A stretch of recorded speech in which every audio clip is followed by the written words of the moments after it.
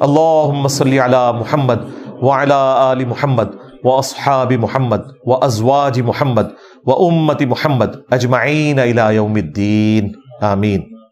اچھا میرے بھائیو، اب ریئل ٹائم جو آپ کی پرچیاں آئی ہیں انشاءاللہ میں انہیں کور کروں گا۔ آپ کی پرچیوں میں جو سوالات ہیں اس کے اوپر میں ورڈکٹ اپنی دوں گا، باقی جو تفصیلی چیزیں ہیں ان کے لیے ویڈیوز کی طرف ہی ریفر کروں گا، کیونکہ بعض اوقات ایسی چیزیں بھی ہوتی ہیں جن پہ تفصیلی گفتگو ریکوائرڈ ہوتی ہے، وہ ہر دفعہ ریپیٹ کرنے کا فائدہ نہیں ہے۔ کوئی پرچی بھی ایسی نہیں ہوگی جس کے اوپر میں نے آلریڈی گفتگو نہ کی ہو، لیکن چونکہ آپ لوگ آتے ہیں ریئل ٹائم یہ پرچی ہیں، تو ایک اخلاق کا بھی تقاضا یہ ہے کہ ان پرچیوں کے اوپر کم از کم ایک شرعی حکم جو ہے قرآن و سنت کا وہ بیان کر دیا جائے۔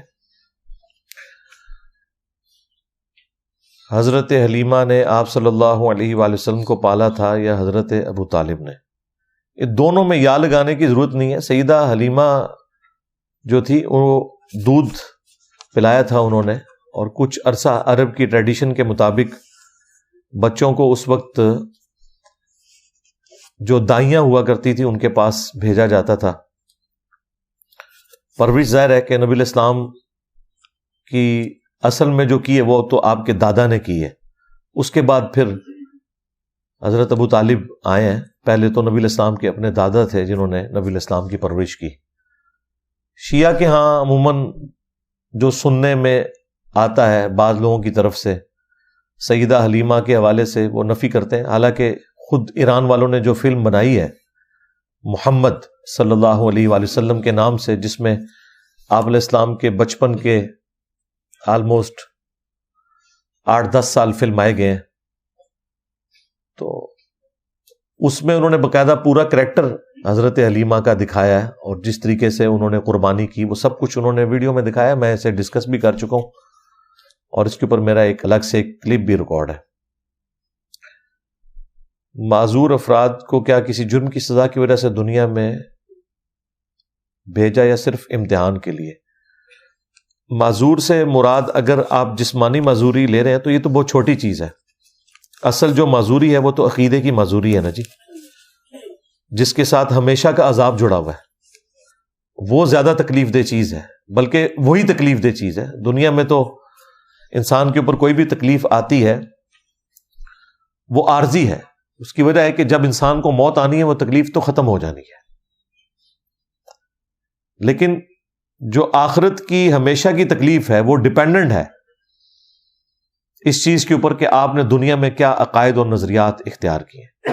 تو یہ کوئی اسلام میں عقیدہ نہیں ہے کہ کوئی مکافات عمل والا معاملہ ہوتا ہے کہ ماں باپ کے گناہوں کی سزا اولاد کو مل گئی، یا کسی شخص کے ساتھ اللہ تعالیٰ نے کوئی کمزوری اٹیچ کر دی ہے، کسی کو نابینا بنایا ہے، کسی کو بہرا بنایا ہے، کسی کو لنگڑا بنا دیا، کسی کے ہاتھ نہیں ہے، کسی کا ذہنی توازن درست نہیں ہے۔ یہ مختلف جو اللہ تعالیٰ نے کمزوریاں اٹیچ کی ہیں، چونکہ دنیا کو اللہ نے امتحان کے ساتھ جوڑا ہے، تو بعض کو اللہ تعالیٰ نعمتیں دے کر آزماتا ہے، بعض سے نعمتیں چھین کے آزماتا ہے، اور یہ جو نعمتیں آپ کاؤنٹ کر رہے ہوتے ہیں یہ تو وہ نعمتیں جو آپ کو نظر آ رہی ہیں۔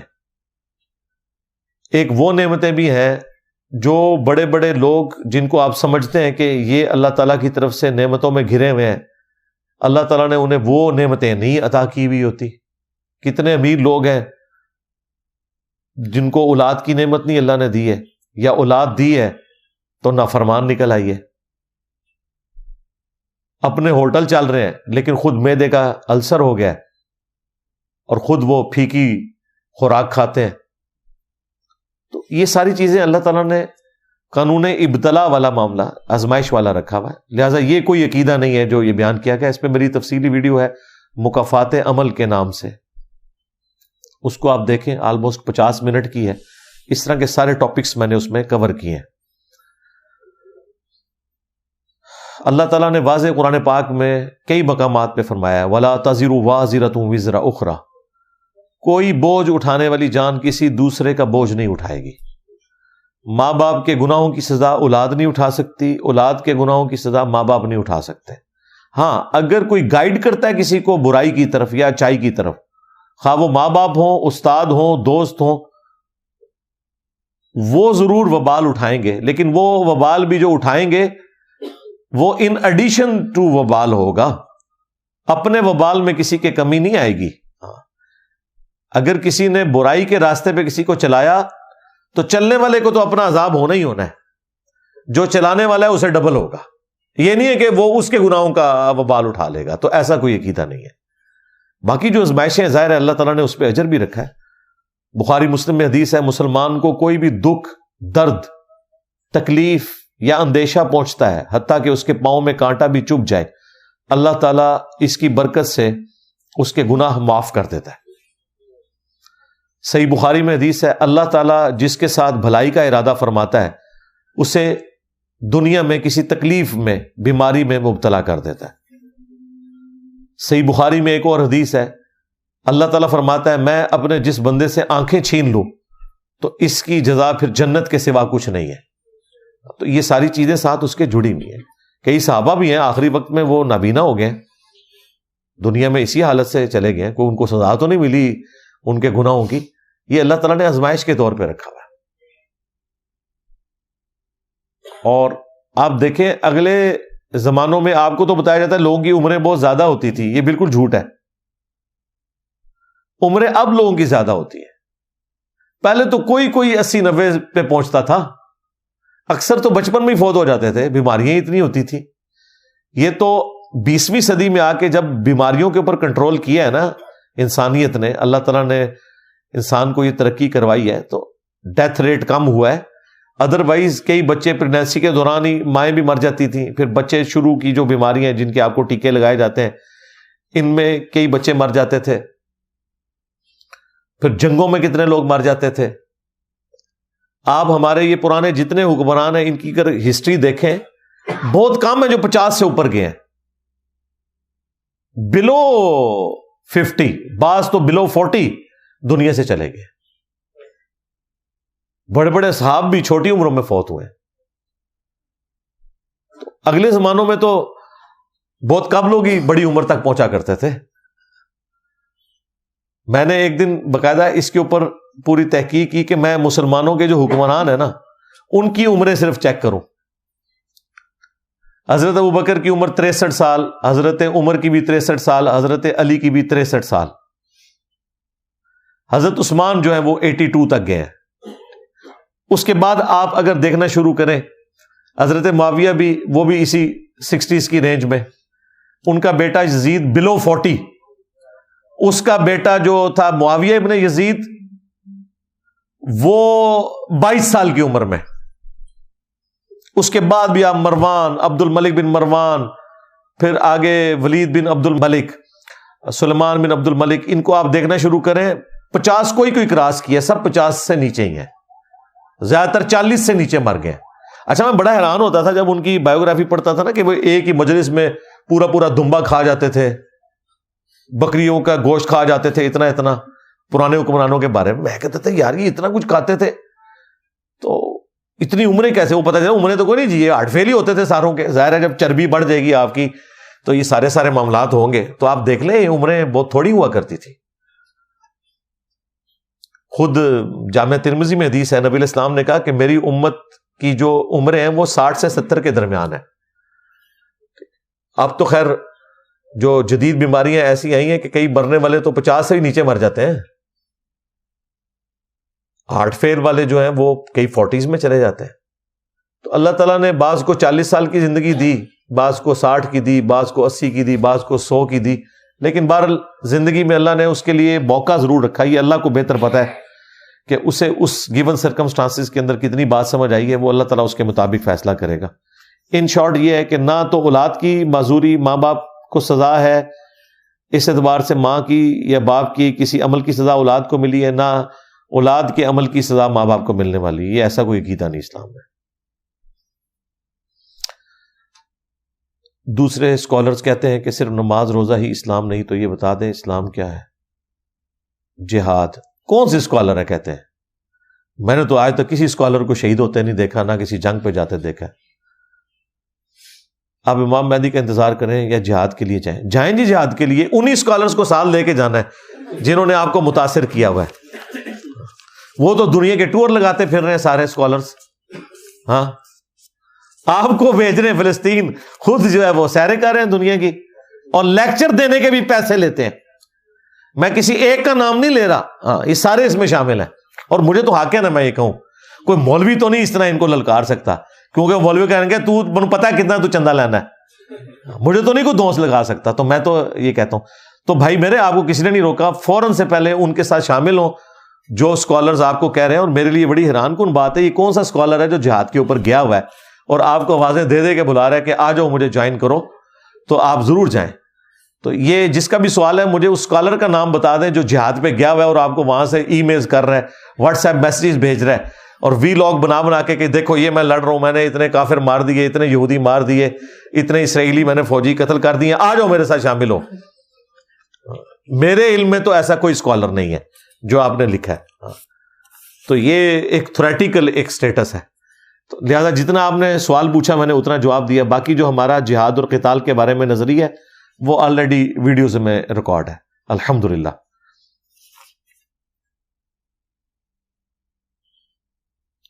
صرف اللہ, رسول, آخرت, فرشتے ان کو ماننا اسلام ہے, نماز روزہ بھی اس میں شامل ہے. ساری کی ساری چیزیں, ایمان, اسلام, سب کچھ. اگر کوئی نماز نہ پڑھے تو اس کے ساتھ مسلمانوں والا سلوک ہوگا, یعنی شادی ذبیحہ وغیرہ اصولاً تو نہیں ہونا چاہیے. جو سرے سے نماز کو مانتا نہیں ہے, نماز بالکل نہیں پڑھتا, لیکن ظاہر ہے کہ یہ اب کسی کے بارے میں جاننا اس اعتبار سے آپ اپنے فیملی ممبرز کے بارے میں تو شاید کر لیں, کسی دوسرے کے بارے میں تو نہیں کر سکتے. آج کل تو لوگ ڈر کی وجہ سے نماز بھی گھر میں پڑھ لیتے ہیں, اس طرح آپ کسی کے اوپر شرعی حکم تو نہیں لگا سکتے. ہاں اگر کوئی آپ کے جاننے والوں میں ہے تو اسے پھر بتائیں کہ مسلمان اور کافر میں فرق ہی نماز ہے. جو سرے سے بالکل نماز نہیں پڑھتا وہ مسلمان تو نہیں, کافر ہے. حقیقت بات ہے.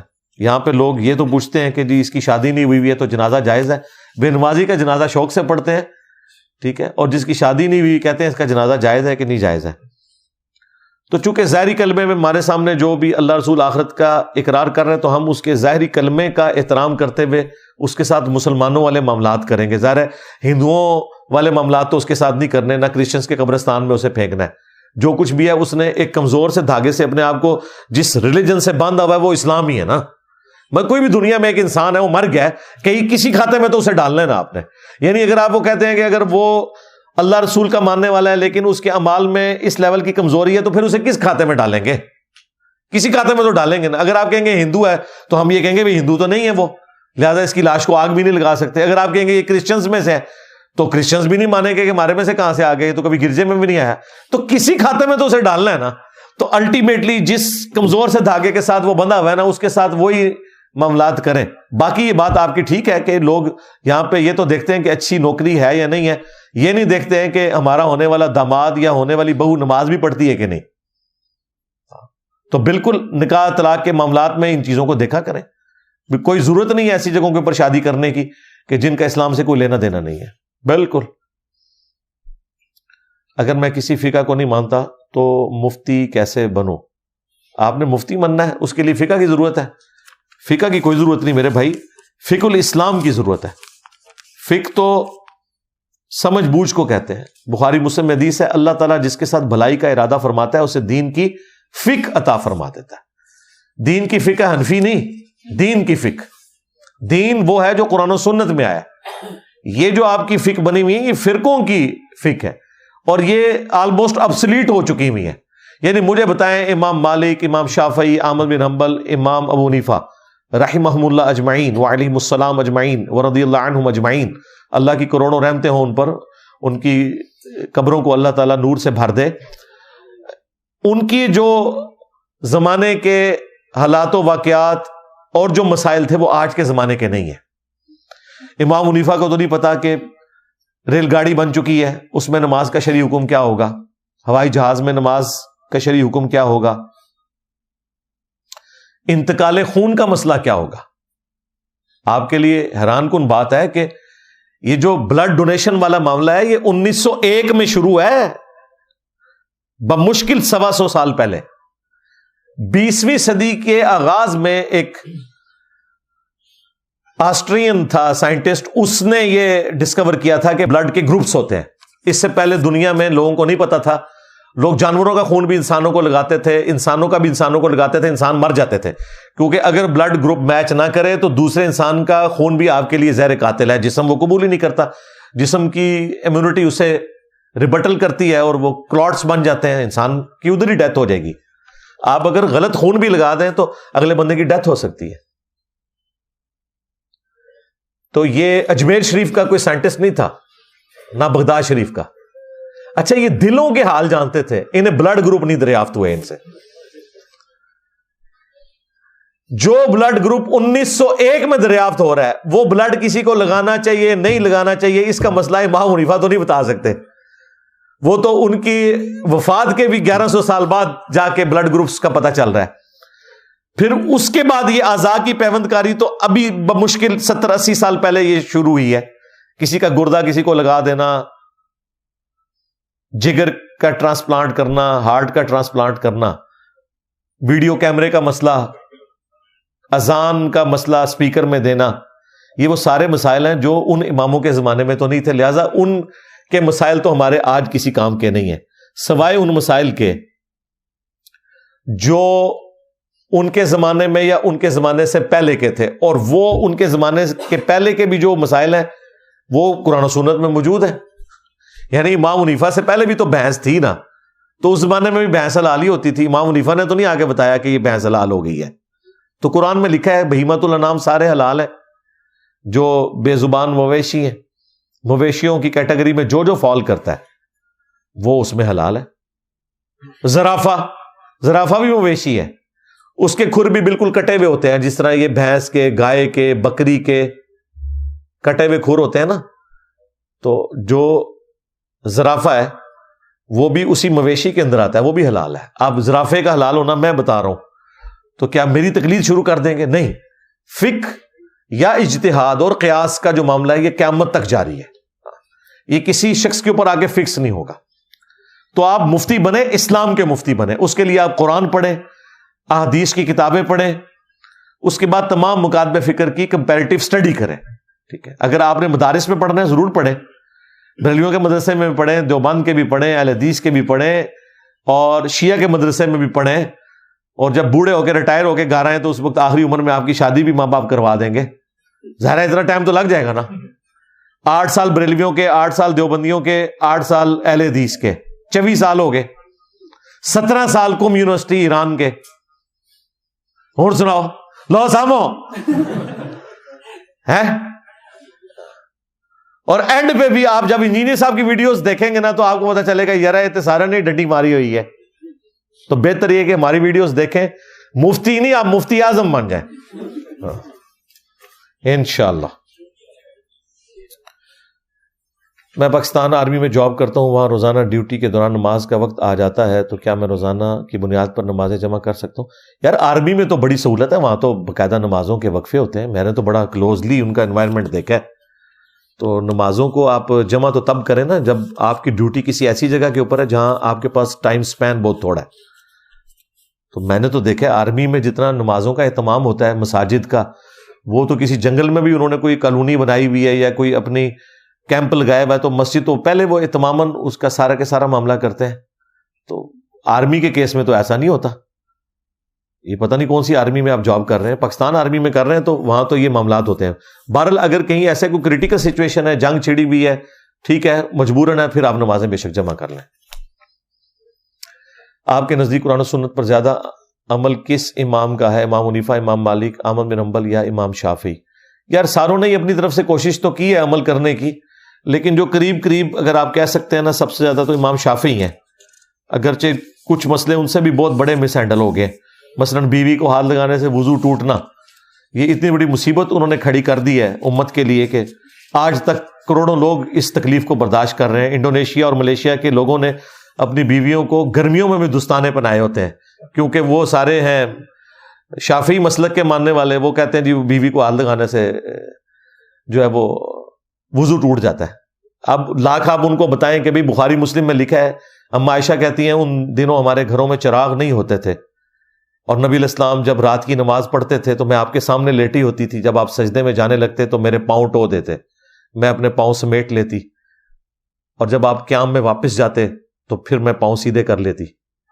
تو اس حدیث سے ایک تو اندھیرے میں نماز پڑھنا بھی ثابت ہو گیا, کیونکہ چراغ نہیں تھے, اندھیرے کی وجہ سے حضور کو پاؤں ٹونے پڑتے تھے, ورنہ تو حضرت عائشہ جب دیکھ رہی ہوتی حضور سجدے چاڑ لینے, آپ ہی پہلے پاؤں ہٹا لیتی.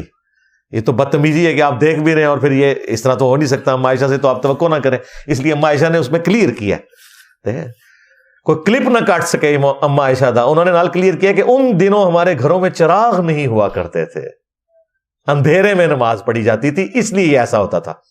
دوسرا یہ ثابت ہو گیا کہ آپ آنکھیں بند کر کے بھی نماز پڑھ سکتے ہیں, کیونکہ بعض سلفی حضرات کہتے ہیں نا آنکھیں بند کرنے میں اگر کوئی موذی جانور آ کے کاٹ گیا تو وہ اندھیرے میں بھی کاٹ سکتا ہے. ہاں, جہاں خطرہ ہے نا کہ موذی جانور آ سکتا ہے, وہاں آپ کو اندھیرے میں نماز نہیں پڑھنی چاہیے, نہ آنکھیں بند کر کے, بلکہ آپ کو دیا بھی جلانا چاہیے. لیکن ہماری مساجد میں تو ایسا مسئلہ نہیں ہوتا. یہاں تو دوسرے فرقے والا نہیں بیچارہ آ سکتا, تو جانور کہاں سے آئے گا.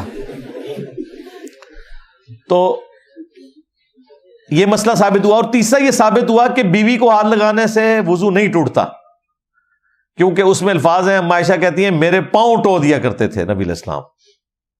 ٹھیک ہے, تو امام بخاری جن کے اوپر حنفیوں نے جھوٹا الزام لگایا کہ امام بخاری شافعی تھے, وہ تو امام شافعی کے خلاف مسائل لے کے آئے ہیں صحیح بخاری میں. 300 مقامات میں امام حنیفہ کے خلاف مسائل لکھے ہیں امام بخاری نے صحیح بخاری میں, کہ جہاں امام ابو حنیفہ کو غلطی لگی ہے, اب یہاں پہ امام شافعی کو غلطی لگی, اور وہ تکلیف آج تک امت کاٹ رہی ہے. ادھر امام ابو حنیفہ کو غلطی لگی کہ خون نکلنے سے وضو ٹوٹ جاتا ہے, حنفی آج تک مصیبت کاٹ رہے ہیں اس کی. ہم لاکھ انہیں بتائیں کہ ابو داؤد میں حدیث ہے, ایک صحابی کو نبی علیہ السلام نے پیرے پہ لگایا, ان کو تیر لگتے رہے, خون نکلتا رہا, انہوں نے نماز مکمل کی. بعد میں ساتھیوں نے کہا کہ اٹھا لینا تھا, انہوں نے کہا کہ میں نے یہ چیز بری خیال کی کہ ایک دفعہ میں نے سورت شروع کی ہے, میں اسے مکمل کیے بغیر نماز مکمل کروں. تو ان کا پورا جسم لہو لہان ہو گیا, ان کا وضو تو کوئی نہیں ٹوٹا. اب یہ واقعہ شیخ زکریا کاندھلوی نے فضائل اعمال میں لکھا ہے. وہ بیچارہ تو لکھ رہا تھا اس چکر میں کہ بھئی صحابہ کرام نماز میں کتنی کنسنٹریشن سے, خشوع خضوع سے نماز پڑھتے تھے. اب یہ واقعہ لکھ بیٹھا تو اس کو اندازہ ہوا کہ یہ تو اپنے گلے فٹ ہو جائے گا, کیونکہ ہم تو اس بابے کے ماننے والے ہیں جو کہتا ہے خون نکلنے سے وضو ٹوٹ جاتا ہے. تو نیچے انہوں نے نا واقعے کے بعد لکھا فے, وہ فائدے کی فے, میں اسے فساد کہتا ہوں. وہ فے لکھ کے کہتے ہیں کہ اس واقعے میں جو یہ آیا نا کہ وہ خون نکلتا رہا اور وہ نماز پڑھتے رہے, تو امام شافعی کے نزدیک بھی خون نکلنے سے وضو نہیں ٹوٹتا. ہو سکتا ہے کہ وہ صحابی بھی اسی مذہب پر ہو. ہاں, مت ماری گئی تھوڑی, صحابی کو شافعی بنا دیا. اچھا, آپ ان سے پوچھیں, وہ کہیں گے نہیں وہ اصل میں یہ نہیں کہنا چاہ رہے تھے, وہ یہ کہنا چاہ رہے تھے کہ اس صحابی کا بھی وہی مذہب ہوگا جس طرح کہ امام شافعی کا یہ مذہب ہے کہ خون نکلنے سے وضو نہیں ٹوٹتا. لیکن ہم کہتے ہیں تمہاری مت کیسی ماری گئی, تمہیں یہ کہنا چاہیے تھا کہ ہو سکتا ہے امام شافعی اس کے مذہب پہ ہوں, صحابی کو تو نہ بتاؤ گے اس مذہب پہ. نہیں, ویسے تو آپ کو بڑا یہ کرینہ سکھاتے ہیں کہ جی لکھنے کا, جی الفاظ کا چناؤ بڑا اچھا ہونا چاہیے انجینئر صاحب. تو آڈے بزرگاں دی مت ماری ہوئی ہے, شافعی لکھ کے جو صحابی نو یہ لکھتے کہ ہو سکتا ہے کہ امام شافعی بھی اس صحابی کے مذہب پر ہوں, پھر ہم کہتے ہیں بالکل درست ہے. تو اگر امام شافعی اس صحابی کے مذہب پہ تھے تو وہ صحابی کس کے مذہب پہ تھے؟ نبی علیہ السلام کے. تو یہ اکثر آپ کو حنفی کہتے ہوئے سنائی دیں گے, وہ جی دیکھیں جی اپنی مرضی کی فقہ نہیں فالو کرنا چاہیے, ورنہ آپ کا خون نکلے گا تو آپ شافعی بن جائیں گے, بیوی کو ہاتھ لگائیں گے تو آپ حنفی بن جائیں گے. نہ سرکار, پرانیاں گلاں, پرانے بہانے, پرانے فراڈ. نہ سوچ تو میرے نبی سا ہے ہی کوئی نہیں, تیرے بابے تے شاہی کوئی نہیں. ہم ہر جگہ محمد ہی رہیں گے, بلکہ اس سے بھی بہتر ورڈ ہے مسلم رہیں گے, کیونکہ نبی علیہ السلام نے ہمیں محمدی نہیں بلکہ مسلم کہا ہے. ہم مسلم رہیں گے. ہمارے پاس بخاری مسلم میں حدیث ہے کہ بیوی کو ہاتھ لگانے سے وضو نہیں ٹوٹتا. لہذا امام شافعی کا موقف غلط ہے, امام حنیفہ کا موقف ٹھیک ہے, اس وجہ سے کہ حدیث مل گئی. اور دوسری جگہ خون نکلنے سے وضو نہیں ٹوٹتا, اس معاملے میں امام شافعی کا موقف ٹھیک ہے, امام حنیفہ کا موقف غلط ہے, اس وجہ سے کہ ابو داؤد کی حدیث مل گئی. ہمیں کسی نے اگلے دن مشورہ دیا جی کہ انجینئر صاحب کو ایک فقہ لکھتے ہیں جس میں ہر جو فقہ کی خرابی, میں نے کہا ویڈیوز میں تو ہم نے ہر چیز ریکارڈ کروا دی ہے, اور پریکٹیکلی ہم نے یہ وہ کام کیا جو پرانے بزرگ صرف خواہش ہی کرتے رہے. شاہ ولی اللہ دہلوی نے حجت اللہ البالغہ میں یہ لکھا ہے باقاعدہ. انہیں اس زمانے میں پتا چل گیا تھا یہ سب کچھ فراڈ چل رہا ہے. انہوں نے کہا کہ اب وقت آ گیا کہ جن جن اماموں کی جو جو باتیں قرآن و سنت کے خلاف ہے نا, وہ نکال کے ایک نئی فقہ مرتب کی جائے, جس میں جو امام حنیفہ کے مسائل ہیں وہ لے لیے جائیں. یعنی شاہ ولی اللہ کے نزدیک رفع الیدین والا مسئلہ جو ہے نا یہ تگڑا ہے امام شافعی احمد بن حنبل کا, ٹھیک ہے. اسی طریقے سے امام کے پیچھے فاتحہ والا مسئلہ وہ بھی صرف سرن نمازوں میں, جہرن میں نہیں. اس مسئلے میں امام مالک کا موقف ٹھیک ہے کہ جہرن نمازوں میں سن لینا کافی ہے اور باقی نمازوں میں آپ پڑھیں بھی. تو اس طرح وہ کہتے ہیں کہ ایک نئی فقہ مرتب ہونی چاہیے جس میں سارے ائمہ کی جو غلطیاں ہیں وہ سائڈ پہ کر دیں. پھر انہوں نے خود لکھا ہے کہ چونکہ اب حدیث کی کتابیں ایک جگہ جمع ہو چکی ہیں, ان کے پاس لمیٹڈ نالج تھا نا, ہمارے پاس تو سارا نالج آ گیا نا. یعنی امام بخاری کے پاس تو صحیح بخاری تھی نا, میرے پاس تو امام مسلم کا نالج بھی آ گیا, امام ابو داؤد کا بھی آ گیا, اور انہیں تو کھول کے دیکھنا پڑے گا, میرے پاس ایک کلک کے اوپر آ گیا. حدیث کا نمبر ڈالیں حدیث سامنے آ جائے گی. امام بخاری امام مسلم کو اپنی کتاب سے حدیث ڈھونڈنے میں ٹائم لگے گا, ہمارے اسٹوڈنٹس کو نہیں لگے گا. اور اس میں ان بزرگوں کی کوئی توہین نہیں ہے. اگر ہم یہ بات ان کے سامنے بھی کریں نا وہ خوش ہوں گے, کہیں گے اچھا ہمیں بھی بتاؤ طریقہ اسمارٹ فون استعمال کرنے کا. ہاں کہ یار اتنا اچھا کام ہو گیا کہ فوراً حدیث مل جاتی ہے. ان بیچاروں کو تو کتنی محنت کرنی پڑی. اور پھر دیکھیں ان سب سے ایک جو اوور لک ہوئی چیز کہ انہوں نے حدیث کی نمبرنگ کوئی نہیں کی ہوئی. آج احادیث کی نمبرنگ ہو چکی ہے. یعنی امام بخاری نے حدیثیں کنٹینیوس لکھی ہیں, نمبروں کے ساتھ نہیں لکھی ہوئی. امام بخاری سے اگر آپ 2812 کا پوچھیں تو انہیں نہیں پتا ہوگا.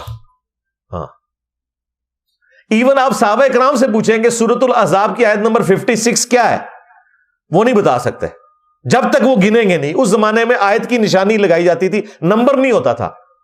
یہ ضرور ہوتا تھا کہ اس سورت کی اتنی آیات ہیں اور یہ آیت یہاں سے شروع ہو کے یہاں پہ ختم ہو رہی ہے, لیکن نمبر نہیں ہوتے تھے. ہمارے بچوں کو بھی پتا ہے کہ 56 نمبر آیت ہے, ان اللہ و ملائکتہ یصلون علی النبی اللہم صلی علی محمد وعلی آل محمد. آپ صحابہ کرام سے پوچھیں نا کہ وما ارسلناک الا رحمۃ للعالمین, یہ آیت کا نمبر کیا ہے, وہ کہیں گے ہمیں آیت کا نمبر تو آپ کو نہیں بتا سکتے, البتہ یہ بتا سکتے ہیں یہ آیت سورۃ الانبیاء میں ہے. ہم کہیں گے سرکار یہ آیت سورۃ الانبیاء میں ہے اور 107 نمبر آیت ہے, اور آپ کے بعد ایک اور کام بھی ہو گیا تھا, پارے بن گئے تھے اور یہ پارا نمبر 17 میں آتی ہے. پارے تو صحابہ کرام کے زمانے میں نہیں تھے. تو آج کتنا نالج آسان ہو گیا ہے, کتنی آسانی سے آپ حدیث کو آیت کو تلاش کر سکتے ہیں. ناد علی دعا ہے, ورد ہے, اور شرک کیا ہے, دعا ورد کہاں سے ہوا؟ سیدھا سیدھا مولا علی کی گستاخی ہوئی بھی ہے اس میں, کیونکہ مولا علی کو جب آپ خدا مانیں گے تو اس سے بڑی مولا علی کی کوئی گستاخی نہیں ہو سکتی. شرک اللہ کی بھی گستاخی ہے اور اللہ کے نیک بندوں کی بھی گستاخی ہے کہ جب آپ ان کو اللہ کے مقابلے پہ کھڑا کریں گے. اسی لیے سورۃ الاحقاف میں آیا ہے یہ تمام نیک ہستیاں قیامت کے دن اپنے ماننے والوں کی دشمن ہو جائیں گی اور کہیں گی کہ ہمیں تو نہیں پتا تھا, تم نے دنیا میں ہمیں اللہ کے مقابلے پہ کھڑا کر دیا تھا. یہ اس چکر میں کہ سفارش کریں گی, اللہ کہہ رہا دشمن ہو جائیں گی. مولا علی ان کے دشمن ہو جائیں گے جنہوں نے دنیا میں یا علی مدد کے نعرے لگائے ہیں. شیخ عبد القادر جیلانی ان کے دشمن ہو جائیں گے جنہوں نے کہا کہ جی یا غوث پاک ہماری مدد فرمائے.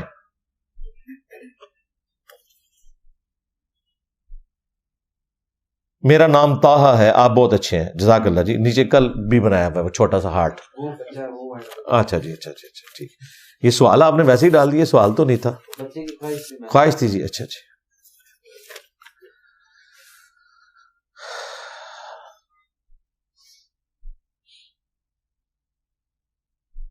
میں سب کو قرآن آیات سے سمجھانے کی کوشش کرتا ہوں, اس کے باوجود وہ سمجھنے کو تیار نہیں, وہ قرآن آیات کا انکار کرتے ہیں. تو اس میں تو بڑی خوشخبری ہے آپ کے لیے کہ جو چیزیں ایمان بالغیب تھیں آپ کے لیے ایمان بالشہادہ بن گئی ہیں. یعنی ہم اکثر بچپن میں سوچتے تھے کہ یار نبی علیہ السلام کو بھی کوئی پتھر مارتا ہوگا. ایک لمحے کے لیے آپ سوچیں کہ اللہ کا پیغمبر دنیا میں موجود ہے, لوگ ان کے لیے جان دینے کے لیے تیار ہیں, وہ کون سے بدبخت ہیں جنہوں نے طائف میں حضور کو پتھر مارے؟ صحیح مسلم میں تفصیل کے ساتھ حدیث موجود ہے. بخاری مسلم میں نبی علیہ السلام کے کندھے کے اوپر اوجڑی رکھ دی, تو وہ کون سے لوگ تھے جنہوں نے کعبے کے اندر حضور کے کندھے کے اوپر اوجڑی رکھ دی؟ بخاری مسلم میں ہے کہ آپ کے گردن میں جو ہے وہ چادر ڈال کے اتنی زور سے کھینچا کہ گویا کہ آپ کی آنکھیں باہر نکل آئیں. تو وہ لوگ کون تھے؟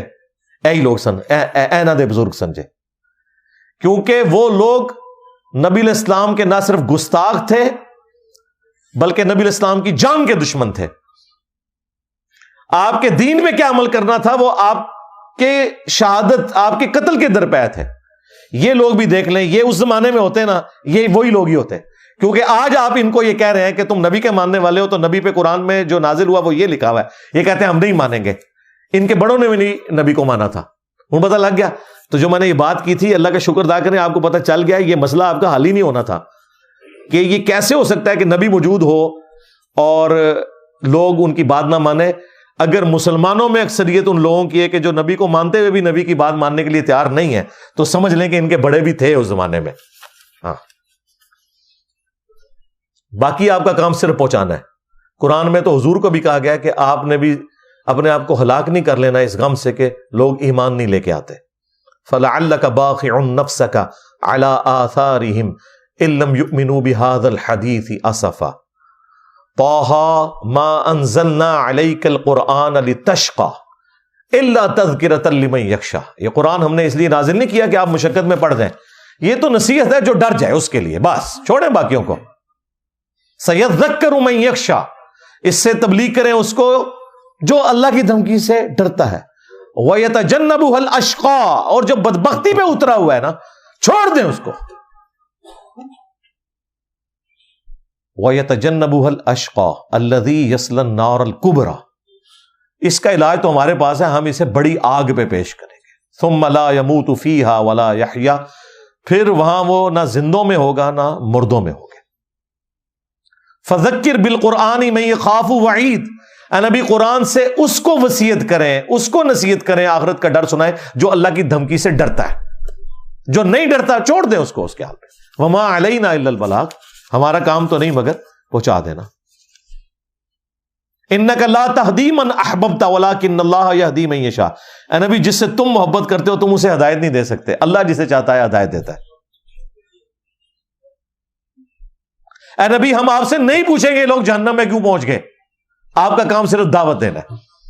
یعنی دیکھیں جس بندے کی ڈیوٹی تھی نا، اللہ تعالیٰ اس کو کہہ رہا ہے کہ ہم آپ سے نہیں پوچھیں گے کہ لوگ جہنم میں دوزخ میں کیوں چلے گئے کہ بھی آپ نے ڈیوٹی نہیں صحیح طریقے سے پوری کی. ہم نہیں پوچھیں گے آپ سے، آپ کا کام صرف پہنچانا ہے. لوگ قبول کر لیں ٹھیک ہے، آ جائیں جنت میں، جہنم میں جانا چاہتے ہیں جائیں. آپ کو ہم کبھی گلہ نہیں کریں گے کہ لوگ جہنم میں کیوں چلے گئے، بھئی آپ کے ذمہ اتنی بڑی ذمہ داری، آپ کو تو چاہیے تھا گھول کے انہیں ہدایت دیتے. نہیں، مجھے بتائیں اگر اللہ کے نبی سے نہیں پوچھا جانا کہ لوگ جہنم میں کیوں چلے گئے تو ہم سے کیوں پوچھا جانا ہے؟ ہم تو خود ان کے ڈاکی ہیں. ہم سے صرف یہ پوچھا جائے گا کہ بات پہنچائی کہ نہیں پہنچائی، بس. یہ نہیں پوچھا جائے گا کہ اگلے کو سمجھ آئی کہ نہیں سمجھ آئی.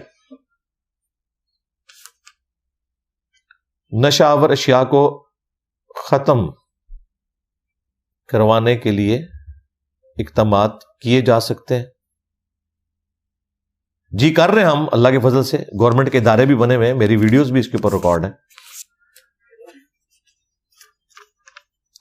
انڈین مقبوضہ کشمیر اور فلسطین کے مسئلہ کو آپ کس طرح دیکھتے ہیں؟ جس طرح باقی لوگ بھی دیکھتے ہیں اسی طرح ہم بھی دیکھتے ہیں. ظلم ہو رہا ہے جی، جہاں بھی ظلم ہو رہا ہے ہم ظلم کے خلاف کھڑے ہوئے. باقی اگر آپ نے ڈنڈا اٹھا کے جانا ہے تو وہ جو وی لاگرز آپ کو کہہ رہے ہیں ان کے ساتھ جائیں انشاءاللہ. کوئی جنازہ پڑھنے والے بھی پیچھے ہونے چاہیے نا، ہم ہوں گے انشاءاللہ. اس طریقے سے مسائل نہیں حل ہوتے، ذہن میں رکھیے گا. ظہر عصر مغرب عشاء سنتوں سمیت جمع کر سکتے ہیں. نفلی عبادتیں کر سکتے ہیں. نبی علیہ السلام نے سفر میں تہجد کی نماز، وطر کی نماز، فجر کی 2 رکعتیں سنتیں نوافل بھی پڑھیں تو آپ کر سکتے ہیں. لیکن جب نمازیں جمع کریں گے نا پھر اس میں آپ 2 فرائض کے درمیان کوئی سنت نہیں پڑھیں گے. پہلے آپ ظہر کی 4 سنتیں پڑھیں، پھر ظہر کے 4 فرض پڑھیں اگر مقیم جمع کر رہے ہیں، اگر مسافر ہیں تو ظہر کے 2 فرض، اور پھر عصر کے 2 فرض، اور پھر اس کے بعد آپ ظہر کی 2 سنتیں پڑھیں گے. کیونکہ سنت یہ ہے کہ جب نمازیں جمع ہوتی ہیں پھر فرائض کے درمیان کچھ نہیں پڑھا جاتا. اس طرح حج کے دنوں میں بھی جب نمازیں جمع ہوتی ہیں نا، عرفات میں ظہر و عصر اور مغرب اور عشاء، مزدلفہ میں، وہاں پہ بھی کنزیکٹو نمازوں کو جمع کیا جاتا ہے۔ قل اور میدی کی روٹی کھانا جائز ہے، بچنے میں ہی عافیت ہے۔ اگر کہیں کو بہت ضرورت ہو جاتی ہے تو مہندی تو خیر اس معاملے میں نہیں آتی نا، ظاہر ہے وہ تو اس رسم سے آپ اختلاف کر سکتے ہیں، وہ اللہ کے نام کی ہوتی ہے نا۔ کل میں اگر کسی بزرگ بابے کے نام کی ہے پھر تو نہ کھائیں، اور اگر اصالے ثواب کے لیے ہے تو وہ تو آپ میت کی طرف سے کر سکتے ہیں۔ کل کی ایکٹیویٹی پہ ہمیں اختلاف ہے کہ اسے مخصوص کرنا، ادروائز میت کی طرف سے صدقہ اور خیرات تو درست ہے۔ یہ روٹی، اس طرح کی روٹیاں حرام نہیں ہیں جب تک کہ غیر اللہ کی خوشنودی کے لیے نہ ہو۔ اگر کسی میت کے اصالے ثواب کے لیے تو وہ جائز ہے۔ کیا ایک نماز مسجد میں جماعت کے ساتھ پڑھیں تو دوسری اس ٹائم جماعت کے بغیر پڑھیں تو کیا یہ صحیح طریقہ ہے؟ ظاہر مجبوراً ہے تو، اور تو آپ کے پاس کوئی راستہ نہیں ہے نا، یا تو پھر آپ کسی کی منت کر لیں کہ آپ زہر کے 4 فرض پڑھیں، اس کے بعد آپ نے عصر کے 4 فرض پڑھنے ہیں، تو جس کی 2 سنتیں زہر والی ہیں اسے کہیں کہ بھائی تم جماعت کروا لو، تمہاری 2 سنتیں ہو جائیں گی، میں تمہارے پیچھے 4 فرض نیت کر لوں گا عصر کے، اور جب تم سلام پھیر دو گے تو میں 2 رکعتیں کھڑے ہو کے پڑھوں گا، میرے عصر کے 4 فرض ہو جائیں گے۔ تو پھر اس طریقے سے جماعت کا اہتمام کر لیں۔ اس سے بھی آسان طریقہ ہے، جس مسجد میں زہر کی نماز 1 بجے ہو رہی ہے وہاں آپ جا کے 1 بجے پڑھ لیں، اور جہاں 1:15 یا 1:30 بجے زہر کی نماز ہو رہی ہے وہاں امام کے پیچھے آپ عصر کی نیت کر کے پڑھ لیں، تو آپ کو جماعت کا ثواب بھی مل جائے گا، نمازیں بھی جمع ہو جائیں گی۔ ہم اپنے غیر مسلم بھائیوں کو کیسے اسلام کی دعوت دیں جیسے ہم دے رہے ہیں؟ آج ڈسکس ہو چکا ہے۔ جہاں سب جوتے وغیرہ لے کر چلتے ہوں وہاں نماز پڑھ سکتے ہیں، بالکل پڑھ سکتے ہیں، جب تک کہ ناپاکی وہاں نہ آئے۔ پاک ہونے کا یقین کرنا ضروری نہیں ہے، ناپاک ہونے کا یقین کرنا ضروری ہے، یہ مسئلہ آپ یاد رکھیں۔ ورنہ تو آپ دنیا میں تحقیق کرنا شروع کر دیں تو مسجد کی بھی آپ کہاں تک تحقیق کریں گے یہ پاک ہے یا نہیں ہے، کس حد تک کریں گے؟ تو جب تک آپ کے سامنے ناپاکی نہیں ہے ہر جگہ آپ کے لیے پاک ہے، بھلے وہ ناپاک بھی ہو آپ کے لیے وہ پاک ہے۔ آپ سے شرعی حکم اٹھ گیا، وہ بخاری مسلم میں حدیث ہے، اللہ نے مجھے 5 ایسی خوبیاں دی ہیں جو مجھ سے پہلے کسی پیغمبر کو نہیں دی، ان میں سے ایک یہ ہے کہ پوری زمین میرے لیے مسجد ہے، آپ جہاں چاہیں نماز پڑھ سکتے ہیں۔ ہاں وہ ابو داؤد میں، ترمذی میں، نسائی میں موجود ہے کہ حمام میں نماز نہیں پڑھ سکتے، تو سمجھ آتی ہے حمام میں کیسے پڑھ سکتے ہیں، قبرستان میں نماز نہیں پڑھ سکتے، ظاہر ہے وہاں پہ بھی سمجھ آتی ہے سامنے قبریں کیسے پڑھ سکتے ہیں، وہ ایک استثناء ہے، وہ قبروں کی وجہ سے یا گندگی غلاظت کی وجہ سے منع کیا گیا ہے۔ البتہ اگر جہاں قبرستان بنا ہوا ہے اس میں کوئی اگر زمین ایسی ہے جو ابھی خالی ہے اور سامنے کوئی قبر نہیں ہے تو وہاں بھی نماز درست ہوگی، قبرستان کے اوپر، قبروں کے اوپر نماز درست نہیں ہوگی۔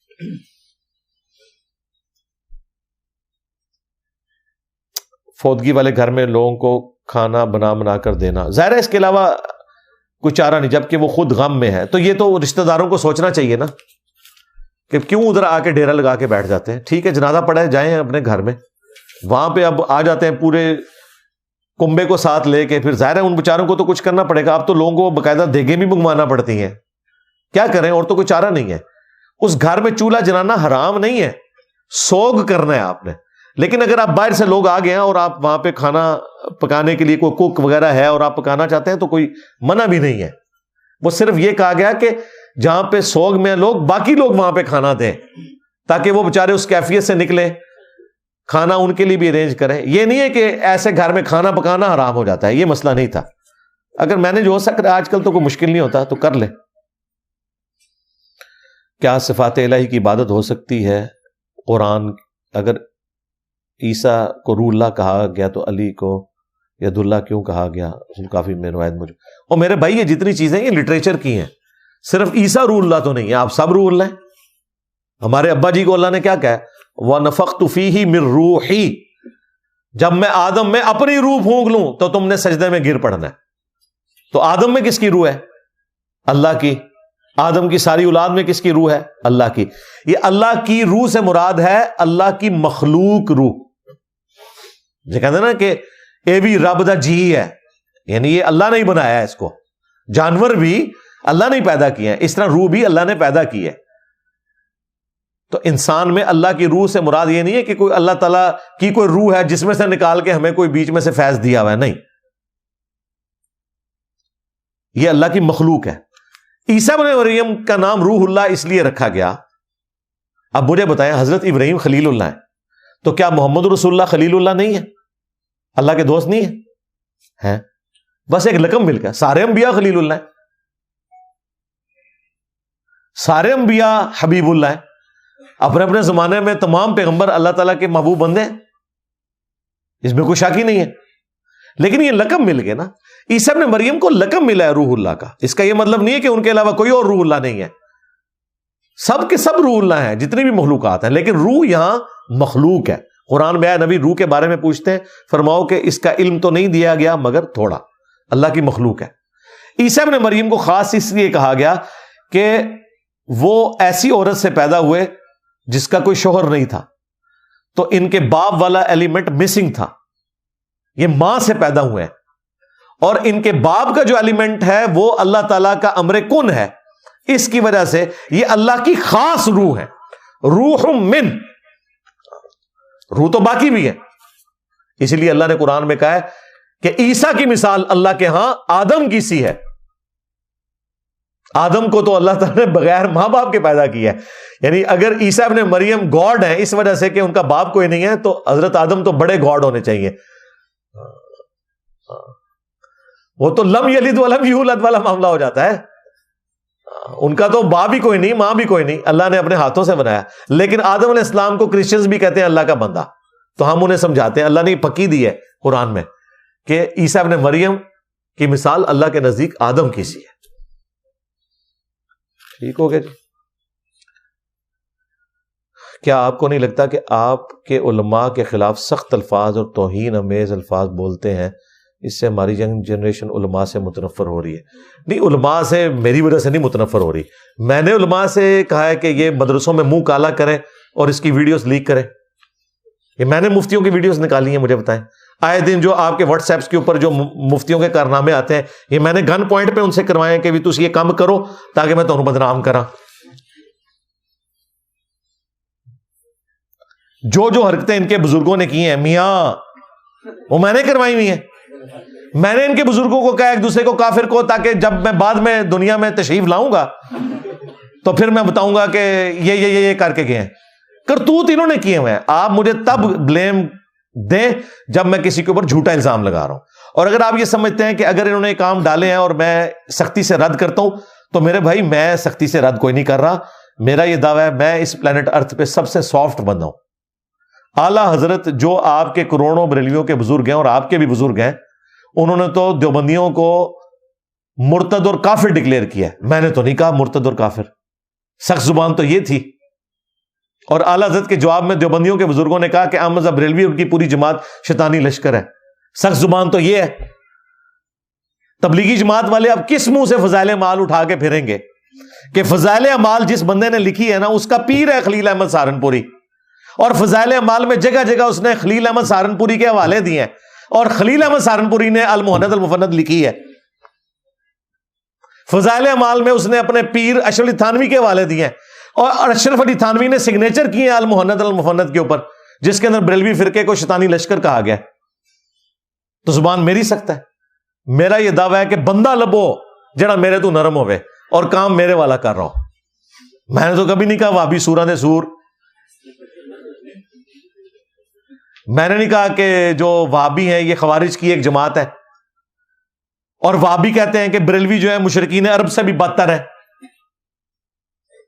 یہ وہ لال رومال والا نہیں کہتا کہ کائنات کا بدترین مشرک بریلوی ہے، کائنات کا بدترین مشرک جو ہے وہ شیعہ ہے، وہ لال رومال والا نہیں کہتا۔ تو میرا یہ دعویٰ ہے کہ مجھ سے زیادہ نرم زبان والا ہی نہیں، پہلے وہ بندہ لبو جڑا مجھ سے نرم ہو، جس کے سینے میں اتنے زخم ہو، اس کے باوجود وہ پیار اور محبت سے آپ کو بلا رہا ہو، یہ کہہ کہ مرنے سے پہلے اے مسلمان کر لے اس پہ غور، کتابوں کا خدا اور ہے بابوں کا خدا اور۔ تو الحمدللہ مجھ سے زیادہ نرم بندہ ہی کوئی نہیں ہے۔ یہ سوال تو مر گیا۔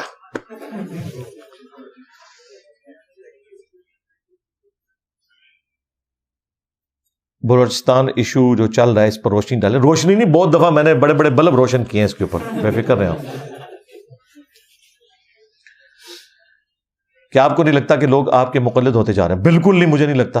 یہ ہماری زندہ کرامت ہے کہ ہمارا کوئی اسٹوڈنٹ، کسی کو آپ علیحدگی میں بھی بلا کے پوچھ لیں کہ اگر علی بھائی قرآن و سنت کے خلاف بات کریں، وہ آپ کا جملہ پورا سنے بغیر کہے گا بھائی ہم ان سے بھی اختلاف کریں گے. اور ان لوگوں کو علیحدگی میں پوچھیں یا سامنے پوچھیں، ان کی جرت نہیں ہے اپنے بزرگوں سے اختلاف کرنا ہے. ہمارے پھل تو نظر آ رہے ہیں. ہمارا کوئی اسٹوڈنٹ نہیں کہتا کہ ہم انجینئر صاحب کے پیچھے چل رہے ہیں. وہ سب کہتے ہیں کہ انجینئر صاحب ہمارے استاد ہیں، انہوں نے ہمیں نبی علیہ السلام کا راستہ سکھایا. یہ لوگ کہتے ہیں ہم امام حنیفہ کے مقلد ہیں، ہم اعلیٰ حضرت کے ماننے والے ہیں، ہم اشری تھانوی کے ماننے والے ہیں، ہم علماء دیوبند کے ماننے والے ہیں. یہ تو اللہ رسول کا نام ہی کو نہیں لیتے. اور اتنی بڑی بدبختی ہے کہ المہند علی المفند جب انہوں نے لکھی نا، تو سٹارٹ میں انہوں نے اللہ رسول کا نام نہیں لکھا. انہوں نے کہا کہ ہم آپ کو بتاتے ہیں کہ ہم فقہ میں پیروکار ہیں امام حنیفہ کے، اور عقیدوں میں ابو المنصور ماتریدی اور ابو الحسن اشری کے، اور تصوف میں ہم فالور ہیں سلسلہ عالیہ، قادریہ، چشتیہ، نقشبندیہ، سہروردیہ کے. میں کہا دیکھو، نہ خلفائے راشدین دا ذکر، نہ اللہ دا ذکر، نہ نبی علیہ السلام دا ذکر، نہ صحابہ دا ذکر، نہ اہل بیت دا ذکر. آپ ان سے پوچھیں یہ کیوں کیا؟ وہ کہیں گے جی وہ تو مانتے ہی ہیں نا. اصل مسئلہ یہ ہے، انہیں کہ کتنی بڑی بدبختی ہے کہ تم سٹارٹ کس چیز سے لے رہے ہو؟ اپنے عقیدوں کا تعارف کرواتے ہوئے. تمہیں تو کہنا چاہیے تھا کہ ہم اس عقیدے کے ماننے والے ہیں جو حجت الوداع کے موقع پر نبی علیہ السلام نے قرآن اور سنت چھوڑے. ہم اس عقیدے کے ماننے والے ہیں جو غدیر خم پہ قرآن اور آل البیت، نبی علیہ السلام نے ہمیں اہل بیت کے ساتھ احترام اور قرآن پہ چلتے رہنے کی تلقین کی. تم یہ ساری باتیں کرتے ہیں اور پھر جا کے ان کا ذکر کرتے ہیں، سدھے آگے بابے ہوتے ٹک دے جائے. تو یہ والا معاملہ بالکل ایسا نہیں ہے. اللہ کا شکر ہے، جو گندگی کسی بھی فرقے میں پائی جاتی تھی یا ان کے بزرگوں میں، اس میں سے ایک گندگی بھی کوئی ہمارے اسٹوڈنٹس کے اندر یا اس پلیٹ فارم پہ ثابت نہیں کر سکتا. جو گالی ایک دوسرے کو دیتے ہیں، یہ مثلا یہ گالی دیتے ہیں کہ جی انہوں نے مدرسے بنائے ہیں چندے بٹورنے کے لیے. جی ہم نے تو کوئی نہیں بنایا، چلو اگے ٹورو. انہوں نے مسجدیں لادا کر لی، سرکار ہم نے تو کوئی نہیں بنائی. یہ ایک دوسرے کو کافر کہتے ہیں، سرکار ہم آپ سب کو مسلمان سمجھتے ہیں. یہ کہتے ہیں ایک دوسرے کے پیچھے نماز نہیں ہوتی، سرکار ہم کہتے ہیں سب کے پیچھے نماز ہوتی ہے. تو اسی گندگی کڈو جو آپ کے بزرگوں اور ان فرقوں میں موجود ہے، کوئی ایک ادھر ثابت کرے. اور اس سے بڑھ کر کوئی ایک اچھائی جو اس پلیٹ فارم کی ہے، جو شناخت ہے، وہ اپنے بزرگوں سے ثابت کر دو. آج اگلا ورژن دے، ان کی کوئی ایک گندگی ادھر ثابت کرو، اور ہماری کوئی ایک اچھائی ایسی جس میں ہم یونیک ہیں. یہ اچھائی کہ اللہ ایک ہے، وہ تو ظاہر ہے ہم اس میں یونیک نہیں ہیں، وہ تو پوری انسانیت مانتی ہے. وہ اچھائی جس میں ہم تفرد کا شکار ہیں بقول ان کے، وہ ان کے بزرگوں میں پائی جاتی ہو. جی صاحب گندی مکھی نے گند تھوڑے بابیاں دا ہے، میں کہ تو گندی مکھی ہے، میں تو صفائی کر رہا ہوں. جماعت کے ساتھ نماز پڑھنا کیوں ضروری ہے؟ حکم دیا گیا ہے مرد کے لیے. بخاری مسلم حدیث ہے، ان لوگوں کے گھروں کو آگ لگا دوں جو مسجد میں نماز نہیں پڑھتے، اگر مجھے عورتوں اور بچوں کا خیال نہ ہو، کیونکہ ان کے پر جماعت واجب نہیں ہے. باقی اس کے اوپر تفصیلی ویڈیوز ریکارڈ ہے. داتا صاحب کو داتا کہنا کیسا ہے؟ دیکھیں، اپنے زمانے میں اگر کوئی صدقہ اور خیرات کا وہ کام کرتے تھے اور اس کانٹیکسٹ میں کوئی کسی کو داتا کہتا ہے، جس طرح عبدالستار عیدی صاحب لاکھوں لوگوں کو کھانا کھلا کے گئے، ہزاروں بچوں کی انہوں نے پرورش کی، تو داتا آپ کہنا چاہتے ہیں ضرور کہیں اس حوالے سے. لیکن اگر داتا آپ ان معنوں میں کہہ رہے ہیں کہ ہماری دعاؤں کو وہ قبول کرتے ہیں، آج ہماری کوئی مشکل کشائی کرتے ہیں، تو یہ پھر عقیدہ صرف اللہ کے ساتھ خاص ہے. ٹھیک ہے جی. منت مانگنے کا صحیح طریقہ، ضرورت ہی کوئی نہیں منت ماننے کی. بخاری مسلم میں حدیث ہے کہ منت ماننے سے کسی کی مصیبت نہیں ٹلتی، کنجوس کا مال نکل جاتا ہے. خام خواہ مال آپ نے ضائع کرنا ہے تو آپ کر دیں. ہاں صدقہ اور خیرات جو ہے اپنے رشتہ داروں کے ساتھ حسن سلوک، اس سے آپ کی مصیبتیں ٹال سکتی ہیں، وہ آپ کریں. اور بخاری اور مسلم دونوں میں حدیث ہے، جو یہ چاہے کہ اس کی عمر دراز کر دی جائے، اس کا رزق کشادہ کر دیا جائے، وہ اپنے رشتہ داروں کے ساتھ حسن سلوک کرے. یہ آپ کام کریں. کیا ہم جماعت آفس میں کروا سکتے ہیں جبکہ آفس کے سامنے مسجد ہے؟ نہیں جی، مسجد میں جا کے پڑھیں، کوئی ضرورت نہیں ہے اتنی کاہلی کا شکار ہونے کی. ہاں اگر سیکیورٹی ایشوز ہوں، جس طرح ہمارے اٹامک انرجی کے اداروں میں اتنے بیریئرز ہیں، اور پھر نماز پڑھنے جائے اور پھر واپسی پہ ساری تلاشی، تو سیکیورٹی کمپرومائز ہوتی ہے. وہاں پہ پھر اندر مساجد یا پریئر ہالز کا اہتمام کیا گیا، وہ کسی ریزن کی وجہ سے کیا گیا، تو وہ معاملہ ایک بالکل الگ ہے. ادروائز اگر عام آفیسز ہیں جہاں اس طرح کی کوئی سیکیورٹی ایشوز نہیں ہے، جس طرح کوئی بلدیہ میں جاب کر رہا ہے، ٹھیک ہے، ویسے وہ اپنی بیوی کو شاپنگ کرانے کے لیے بھی آفس ٹائم میں نکل آتا ہے، بچوں کو اسکول چھوڑنے اور لے جانے کے لیے بھی نکل آتا ہے. نماز کی دفعہ کہتا ہے میں نے اندر ہی آفس کے اندر نماز پڑھنی ہے. کس کو دھوکہ دے رہا ہے؟ اپنے آپ کو دے رہا ہے. اگر کسی بھی شخص کو سمجھایا جائے دین کے مطابق تو کیسے سمجھایا جائے؟ آپ سٹارٹ وہاں سے لیں جو اس کے انٹرسٹ کا ٹاپک ہے، اور میری ویڈیوز دکھانے کی ضرورت نہیں ہے، اسے قرآن و سنت دکھائیں. اس کے لیے آپ مجلس نمبر 50 میری دیکھ لیں، بریلوی کو کیسے دعوت دینی، دیوبند کو کیسے دینی، اہل حدیث کو، شیعہ کو. I am a dentist. What should be my profit margin? Profit margin کو اسلام نے نہیں رکھا ہوا، جو بھی چل رہا ہے نارمل وہ آپ لیں. زیادہ بھی لے سکتے ہیں ڈپینڈنگ اپان آپ کی جو کمپیٹنسی ہے اس کے مطابق. یہ ہو نہیں سکتا کہ ایک طرح کا ریٹ رکھا جا سکے سروسز کا. ہو سکتا ہے آپ نے فیسلٹی زیادہ دی ہوئی ہوں، ایئر کنڈیشن بھی لگایا ہوا ہے، پھر لابی بھی رکھی ہوئی ہے. ایک عام جو ہے وہ سادہ سا کوئی دانت نکالنے والا ہے، وہ 500 روپے میں بھی دانت نکال دیتا ہے، آپ کو 3000 میں دانت نکالنا پڑے گا، کیونکہ آپ ادویات بھی ایسی استعمال کرتے ہوں گے انستھیزیا کے پوائنٹ آف ویو سے بھی، اور پھر باقی آپ نے معاملات دیکھنے ہیں، اپنے انسٹرومنٹس جو آپ یوز کر رہے ہیں اس کے اعتبار سے دیکھنے ہیں ہائیجینک ہے یا نہیں ہے، وہ سارے معاملات. تو اس کے لیے کوئی اسلام نے کوئی پروفٹ کی مارجن نہیں رکھے. بہتر یہ آپ جتنا لوگوں کو ریلیف دے سکتے ہیں وہ دیں. انسانوں پر کس روح کی حاضری ہوتی ہے؟ روح کی کوئی نہیں حاضری ہوتی ہے، جنات والا معاملہ ہوتا ہے. روح گئی تو گئی. عمرہ پر جانے کے لیے احرام پاکستان سے ہی پہن کر جانا ضروری ہے یا 2-3 دن بعد سعودیہ میں بھی جا کر نیت کی جا سکتی ہے؟ سعودیہ میں جا کے تو تب ہوگا جب آپ میقات سے پہلے کہیں پہ رکیں گے، چونکہ یہاں سے سب کانٹیننٹ سے جاتے ہوئے میقات یلملم پہ آ جاتا ہے، اور یلملم آپ نے جب کراس کر کے جدے پہ اترے تو آپ وہاں تو آپ احرام باندھ ہی نہیں سکتے. ہاں ایک صورت ہو سکتی ہے کہ آپ یہاں سے مدینہ شریف چلے جائیں، احرام باندھنے کی ضرورت نہیں ہے. مدینے سے واپسی پہ پھر وہ بیر علی آئے گی جگہ، وہاں پہ آپ نے باندھنا ہے جو نبی الاسلام نے بھی باندھا تھا مدینے سے آتے ہوئے. وہاں پہ میقات پھر آپ کا وہ والے سائڈ والا میقات بن جائے گا. لیکن اگر آپ نے اسی سائڈ پہ رہنا ہے تو پھر تو آپ کو یہیں سے باندھنا پڑے گا، یا جہاز کے اندر میقات سے پہلے آپ کو یلملم سے پہلے جو ہے نا، یلملم نہ پتا ہے نا، ہاں مصباحی سا والا یلملم.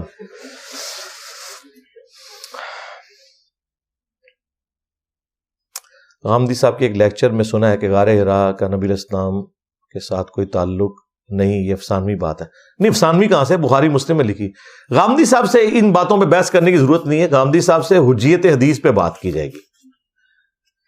ایک بندہ کہتا ہے فلاں چیز افسانوی ہے، کل کو غامدی صاحب اگر یہ کہتے ہیں کہ یہ افسانوی بات ہے کہ پہلے 4 خلفاء ابو بکر، عمر، عثمان و علی تھے سپوز، تو ہم کہیں گے آپ کے پاس اور کون سا ورژن موجود ہے؟ آپ بتا دیں اپنا ورژن، وہ کہاں پہ لکھا ہوا ہے؟ ہمارا ورژن تو لکھا ہوا ہے احادیث کے اندر. وہ آگے کہیں کہ میرا خیال ہے ایسا، تو ہم کہیں گے بھئی آپ سے پھر قرآن و سنت کی حجیت کے اوپر بات کی جائے گی نا. پک اینڈ چوز نہیں ہوگا. آپ یہ تو پوچھ سکتے ہیں کہ حدیث ہے کہ نہیں ہے. جی حدیثیں تو ہیں، بخاری مسلم میں آپ خود پڑھیں، مشکات میں آپ 3 جلد میں جا کے وہی والا چیپٹر پڑھیں، سٹارٹ ہی میں آپ کو مل جائے گا کہ نبی الاسلام پر جو وحی کا آغاز ہے وہ سچے خوابوں سے ہوا. اما عائشہ کہتی ہیں کہ نبی الاسلام نے خود بتایا انہیں کہ پہلے وحی کا سلسلہ اس طرح سٹارٹ ہوا کہ میں جو رات خواب میں دیکھتا تھا صبح وہی واقعہ میرے سامنے ہو جاتا تھا. اس سے حضور کو یہ یعنی انڈیکیشن ملنا شروع ہو گیا کہ میرے ساتھ کوئی غیر معمولی معاملات ہونے والے ہیں. یعنی یہ روزانہ ایسا ہونا شروع ہو جائے کہ جو آپ رات کو خواب میں دیکھیں وہ صبح ہو جائے. ایک تو ہمارے ساتھ بھی کبھی کبھار کو واقعہ ہو جاتا ہے نا، وہ ایک تو الگ چیز ہے، لیکن ایک روٹین میں اسی ڈیٹیل کے ساتھ وہ چیزیں ہونا شروع ہو جائیں تو ایک غیر معمولی چیز ہے. تو مسلم شریف میں تو یہاں تک کہ میں اس پتھر کو بھی پہچانتا ہوں جو بیست سے پہلے مجھے سلام کیا کرتا تھا، اب نبی الاسلام کو ایک پتھر کہہ رہا ہے السلام علیکم، تو ظاہر ہے کہ نبی الاسلام کے لیے تو ایک غیر معمولی یہ ایک معاملہ ہے. پھر 12 سال کی عمر میں آپ کا سینہ چاک کیا گیا، صحیح مسلم میں آتا ہے آپ کا دل جو ہے وہ دھو کے حضرت جبرائیل علیہ السلام نے دوبارہ سے اندر رکھا. تو یہ ایک ایکسٹراڈنری واقعات آپ کے ساتھ ہو رہے تھے. البتہ جو وحی نازل ہوئی ہے نا، جو وحی مطلوب ہے جس کی تلاوت کی جاتی ہے یعنی قرآن، وہ غار حرا میں ہی نازل ہوئی ہے. یہ ذہن میں رکھیے گا. وحی کا سلسلہ آپ کا خواب والا نہیں تھا. وہ جتنی اس قسم کی وحی ہیں انہیں ہم وحی غیر مطلوب کہتے ہیں، یعنی ایسی وحی جس کی تلاوت نہیں کی جاتی.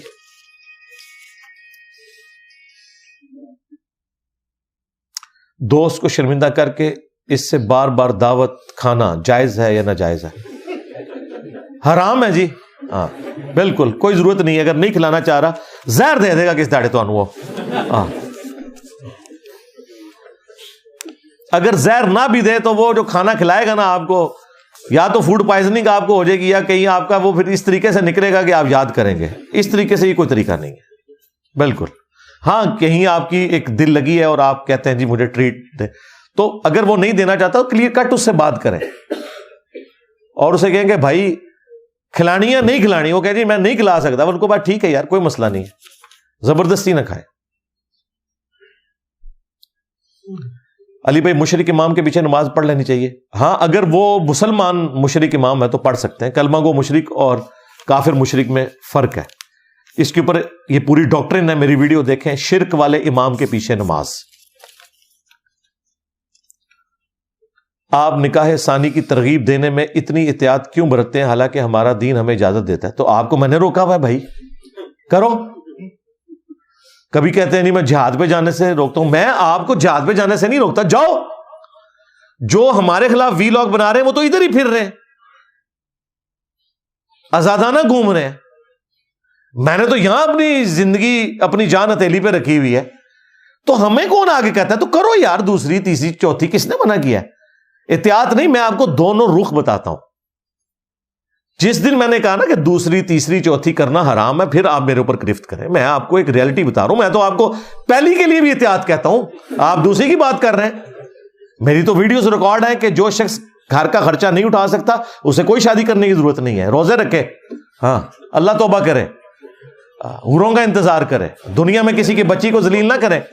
آپ مجھے بتائیں نا، آپ کی بچی ہو تو اس قسم کے کسی نکھٹو کے والے آپ اپنی بچی کو کریں گے؟ پھر آپ کو مولوی پیشک وہ جھوٹی حدیث سنائے کہ جی ایک غریب تھا تو ایک شادی کی اور غریب ہو گیا، دوسری کی اور غریب ہو گیا، چوتھی کی تھی تو پھر امیر ہویا. جھوٹی روایتیں گھڑی ہوئی. یہ آپ کو کوئی سنائے بھی آپ تو نہیں کسی کو دیں گے. تو وہ بھی تو کسی کی بچی ہے جس کو لا کے آپ جو ہے وہ اس جہنم میں پھینکنے لگے.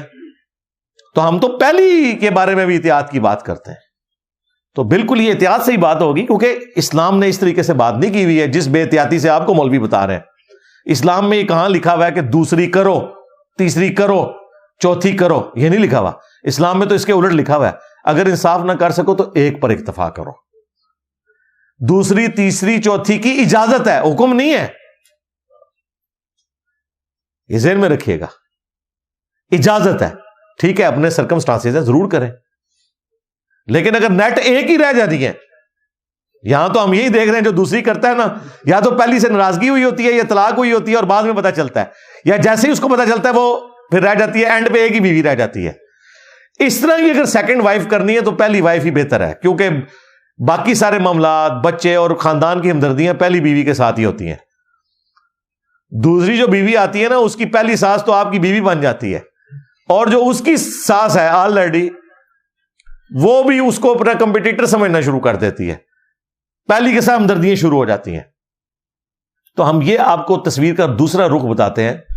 اگر آپ نے کرنا میں نے آپ کو نہیں روکا ہوا، لیکن اگر آپ یہ کہیں کہ میں آپ کو خام خواہ خوابوں کی دنیا میں رکھوں اور آپ کو ترغیب دلاؤں کہ آپ یہ ضرور کرو، میرے بھائی یہ وہ دم ہے جس کے ساتھ پورا ہاتھی لگا ہوا ہے.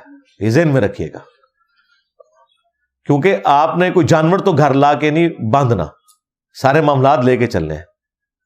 تو اس لیے یہ سارے معاملات کو دیکھ کر جو افورڈ کر سکتے ہیں ضرور کریں، ہم نے تو نہیں منع کیا. لیکن جو ایک کے بھی حقوق پورے نہ کر سکیں وہ کہیں گے جی انجینئر صاحب جو ہیں وہ بڑی احتیاط سے بتاتے ہیں. احتیاط سے ہی آپ کو بتائیں گے نا. بخاری مسلم میں حدیث ہے کہ مومن وہ ہے جو اپنے لیے پسند کرتا ہے وہی اپنے بھائی کے لیے پسند کرے. اگر میں اپنے لیے یہ چیز سمجھتا ہوں کہ یہ معاملات اس طرح احتیاط کے ساتھ چل سکتے ہیں تو آپ کو بھی وہی بتاؤں گا. آپ لا کے صحابہ کرام کی مثالیں دیتے ہیں، بھائی وہ کلچرل چیزیں تھیں وہاں پہ. پٹھانوں کے بھی کلچر میں ہے، عرب کے بھی کلچر میں ہے، وہاں دوسری تیسری شادی کو کوئی عیب نہیں سمجھا جاتا. یہاں پہ تو ستیلے بہن بھائی تصور ہوتے ہیں، عرب میں ستیلے بہن بھائی نہیں تصور ہوتے. وہاں باپ ایک ہے تو وہ سگے بھائیوں کی طرح تصور ہوتے ہیں. یہاں تو ساری نارمز ادھر آ جائیں تو پھر تو ہم مانیں آپ کی بات کہ ہم بھی اس طرح کی ترغیبیں دلائیں.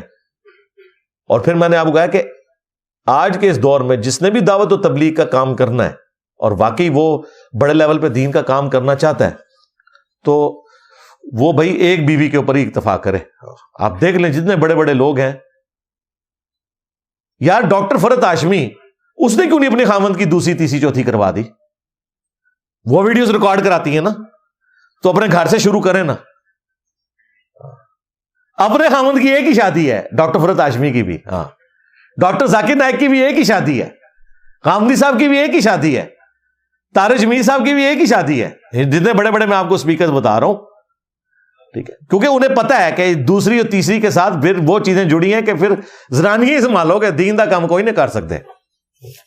تو اس لیے میں یہ ساری چیزیں، باقی جو کر سکتا ہے ضرور کرے، جس نے جہاد کرنا ہے ضرور کرے، جس نے شادی کرنی ہے ضرور کرے، ہم نے کوئی نہیں روکا. میں کون ہوتا ہوں؟ میں تو کافر ہو جاؤں اگر میں دوسری تیسری چوتھی شادی کا انکاری ہو جاؤں کہ یہ کرنا ناجائز ہے، نعوذ باللہ.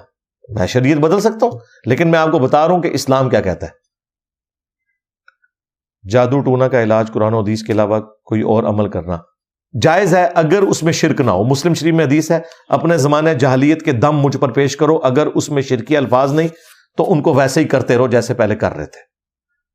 تو اس پہ تو میری باقاعدہ ویڈیو ریکارڈ ہے. جب وہ کردستانی آیا تھا یہاں پاکستانی قوم کو ووٹ بنانے کے لیے تو اس میں جتنے طریقے علاج تھے، ہومیوپیتھک علاج ہو، ایلوپیتھک ہو، اور اسی طریقے سے جو یہ آپ کا حکیم والا ہوتا ہے سارا سلسلہ ہربل، اور یہ جھاڑ پونک، یہ سارا کچھ میں نے اس میں بتایا تھا. میری ٹریول ایجنسی ہے، اس میں ہمیں مختلف انٹرپرائزز کی طرف سے کمیشن دی جاتی ہے. اس کے بعد میں کسٹمرز منافع لے سکتا ہوں اور منافع کی کوئی حد تو نہیں ہے. بھائی یہ آپ کو خود ہی بہتر پتا ہے، مجھ سے کیوں آپ پوچھ رہے ہیں؟ آپ کو خود ہی پتا ہوگا کہ اس میں کیا کچھ ہے، اس کے ساتھ کیا کچھ جڑا ہوا ہے. کمیشن دی جاتی ہے، اس کا کیا مطلب ہے جی اپنا عمران بھائی؟ انٹرپرائزز کی طرف سے کمیشن دی جاتی ہے کس اعتبار سے؟ ٹریول ایجنسی ہے تو وہ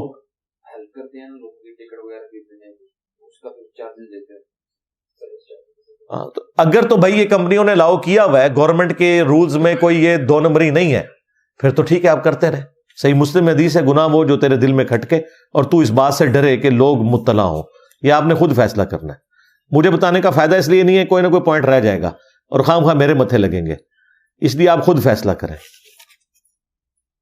مسافر کی قصر نماز کم از کم کتنے کلومیٹر اور قیام؟ 19 دن کا قیام بخاری میں آیا اور کلومیٹر 9 میل ہے.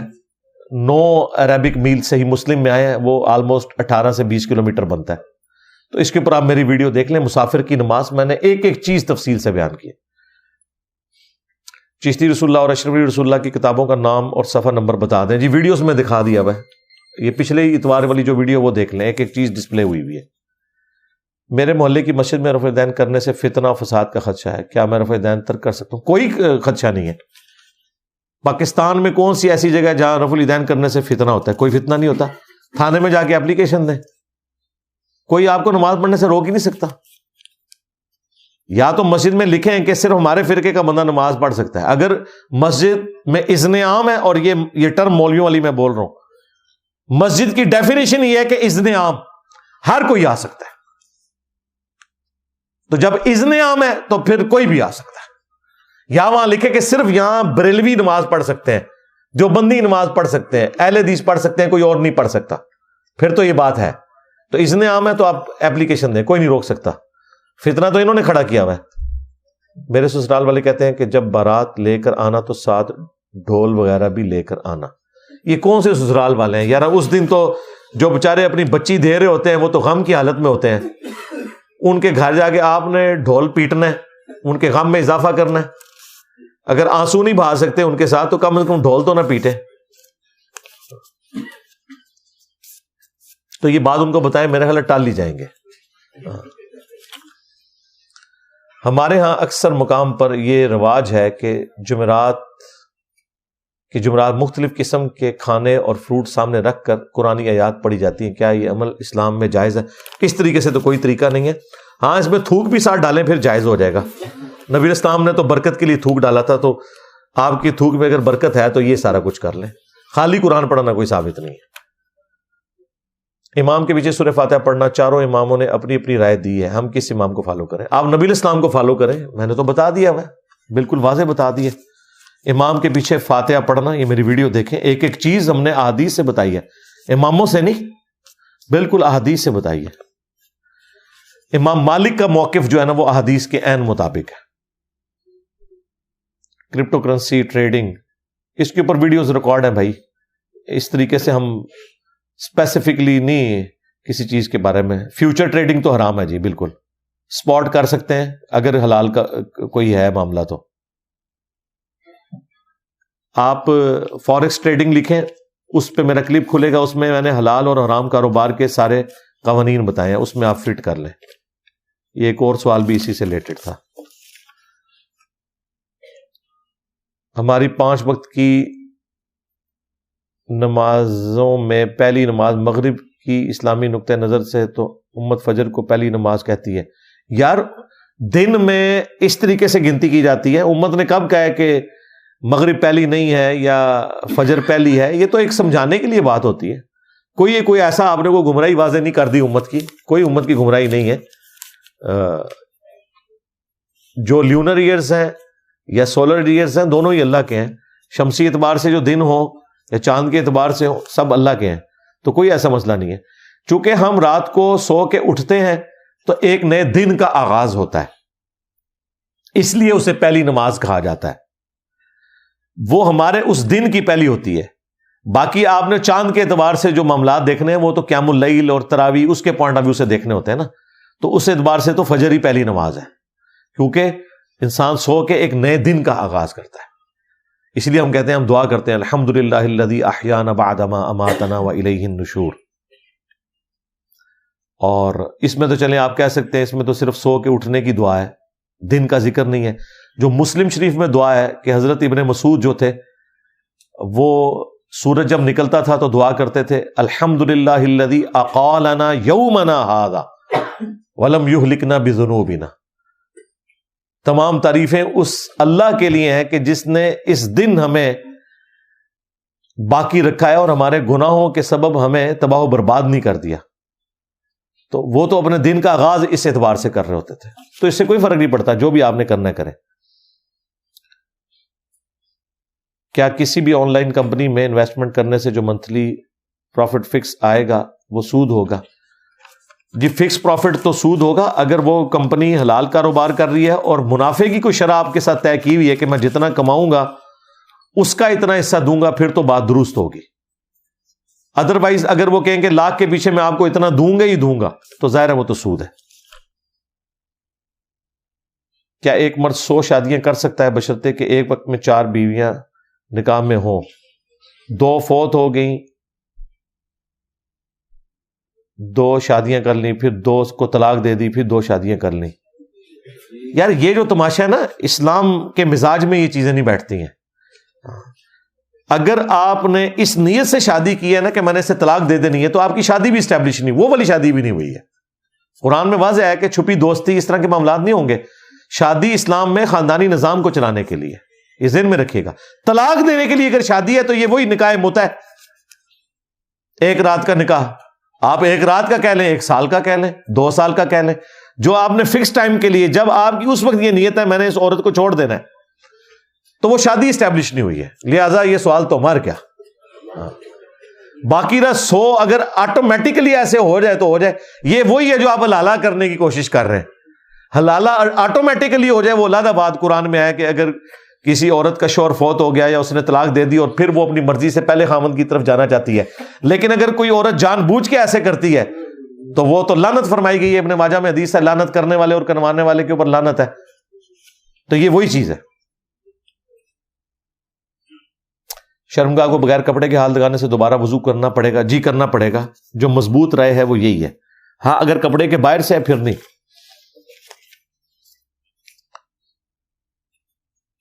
نماز میں 33 بار اللہ اکبر، 33 بار الحمدللہ،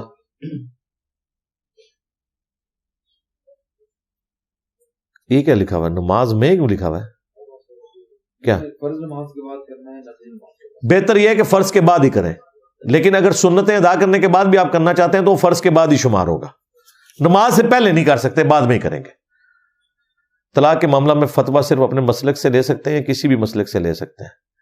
نہیں، ہمارے نزدیک تو اکٹھی 3 طلاق تو ہو جاتی ہیں، کسی سے بھی فتویٰ لینے کی ضرورت نہیں. اللہ اللہ خیر صلی اللہ کرو، کری جاؤ. نبی الاسلام غسل کے بعد وضو نہیں کرتے تھے، اس بارے میں آپ کی کیا رائے ہے؟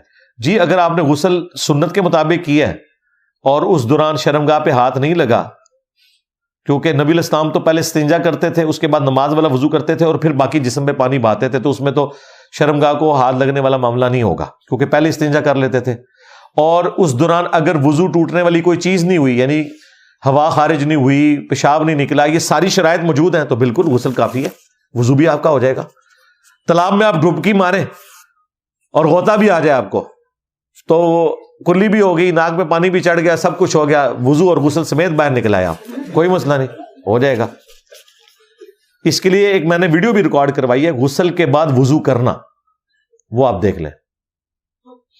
اگر ماں باپ اولاد میں عدل نہ کریں تو ان کو سمجھانا جائز ہے؟ جی سمجھا سکتے ہیں، زبردستی نہیں کر سکتے. اس دوران ان کے ساتھ تلخ کلامی ہو جائے تو کیا حکم ہے؟ تلخ کلامی تو نہیں ہونی چاہیے. ہو سکتا ہے جس عدل کو آپ ڈیمانڈ کر رہے ہیں وہ عدل ہو ہی نہ. یہاں آپ پریکٹیکل مثال، یہ جس کا سوال ہے وہ مجھے پریکٹیکل بات بتائے کہ کس بات کے اوپر وہ عدل ڈیمانڈ کر رہے ہیں. یہاں پہ تو ہم سے لائیو سیشن میں لوگ پوچھتے ہیں کہ جی ہم والد صاحب سے کہہ رہے ہیں کہ جی وراثت جو ہے نا اپنی زندگی میں ہمیں دے دیں. آپ ذلیل ہو پھر تو انہوں دے کہتے پھر بھائی وراثت تو مرنے کے بعد تقسیم ہوتی ہے، زندگی میں کہاں سے دینی ہوتی ہے؟ تو یہ جس نے سوال کیا نا وہ ذرا مجھے بتائے وہ کون سا عدل ہے جو وہ ڈیمانڈ کر رہے ہیں، تاکہ پھر میں بتاؤں کہ وہ عدل ہے بھی ہے کہ نہیں. یہ کس کا سوال ہے؟ کوئی نہیں. لائف انشورنس بیمہ پالیسی، جی اگر یہ اسلامک بینک کے تھرو ہے نا پھر جائز ہے، ادروائز نہیں. امام مسجد جو یہ کام کرتا ہے اس کے لیے شرعی حکم کیا ہے؟ امام مسجد جو یہ کام کرتا ہے، یعنی اسے پوچھ رہے ہوں کہ اس کے پیچھے نماز ہو جاتی ہے؟ جی نماز ہر امام کے پیچھے ہو جاتی ہے، بدعتی کے پیچھے بھی ہو جاتی ہے. یہ جاننی تھوڑی چھٹنی، بالکل ذہن ہی رکھو. عقیدے اور فقہ میں کیا فرق ہے؟ کوئی کتاب بتا دیں. میں نے اپنی ویڈیوز میں چیزیں ریکارڈ کریں. عقیدہ تو ایک عقیدہ تو نہیں، کئی ایک عقائد ہیں. باقی جو فقہی معاملات ہیں وہ ہیں جو قرآن و سنت اور اجماع میں جو چیزیں موجود نہیں ہیں، اور قرآن و سنت کی روشنی میں آج کے دور کے جو مسائل بتائے جاتے ہیں وہ تعلق ہے فقہ کے ساتھ، سمجھ بوجھ، انڈرسٹینڈنگ. اس کے لیے آپ میری ایک تفصیلی ویڈیو دیکھ لیں، مسئلہ 197، اس میں میں نے یہ سارے کے سارے معاملات بتائے ہوئے. لے جی یہ آپ کا پورا تھدا میں نے اللہ کے فضل سے ختم کر دیا ہے. کوئی ایک پرچی بھی ایسی نہیں ہے جو میرے ممبر پہ آنے سے پہلے آ چکی ہو، یعنی رجسٹر بند ہونے سے پہلے، اور میں نے اسے پڑھ کے جواب نہ دیا ہو. الحمدللہ الحمدللہ رب العالمین والصلاة والسلام علی سید الانبیاء والمرسلین.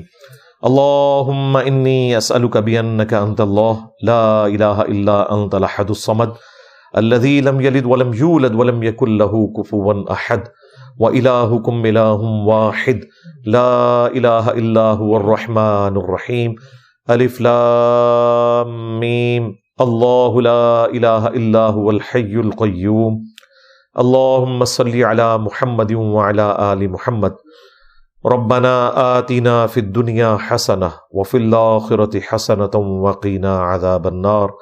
ربنا آتنا من لدنک رحمہ وہیئ لنا من امرنا رشدا. رب ارحمہما کما ربیانی صغیرا. ربنا هب لنا من ازواجنا وذرياتنا قرة اعین واجعلنا للمتقین اماما. اللہم اغفر لحینا ومیتنا وشاہدنا وغائبنا وصغیرنا وکبیرنا وذکرنا وانثانا اللہم من احییتہ منا فاحیہ علی الاسلام ومن توفیتہ منا فتوفہ علی الایمان۔ اے اللہ، جن جن بھلائیوں کا سوال تیرے محبوب صلی اللہ علیہ وآلہ وسلم نے تجھ سے کیا، ہمارے حق میں، ہمارے ماں باپ کے حق میں، ہمارے بیوی بچوں کے حق میں، پوری امت کے حق میں قبول و منظور فرما۔ جن جن چیزوں کے شر سے تیرے محبوب علیہ السلام نے تیری پناہ طلب کی، تمام مسلمانوں کو ان چیزوں کے شر سے اپنی پناہ عطا فرما، بالخصوص فلسطین کے مسلمان، چائنا، انڈیا، کشمیر، یمن، عراق، شام، جہاں کئی مسلمان کس پرسی کی زندگی گزار رہے ہیں، پاکستان میں بھی، غیب سے ان کی عزت، آبرو، جان و مال کی حفاظت فرما۔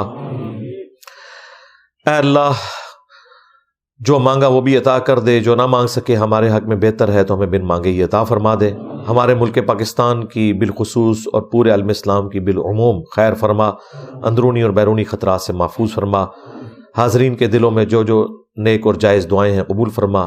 حاضرین کے جو چھوٹے بڑے رشتہ دار فوت ہو چکے مغفرت فرما، جو بیمار ہیں انہیں شفا عطا فرما، اور جو زندہ ہیں ہم سب کو اپنی موت سے پہلے قبر و آخرت کی تیاری کرنے کی توفیق عطا فرما۔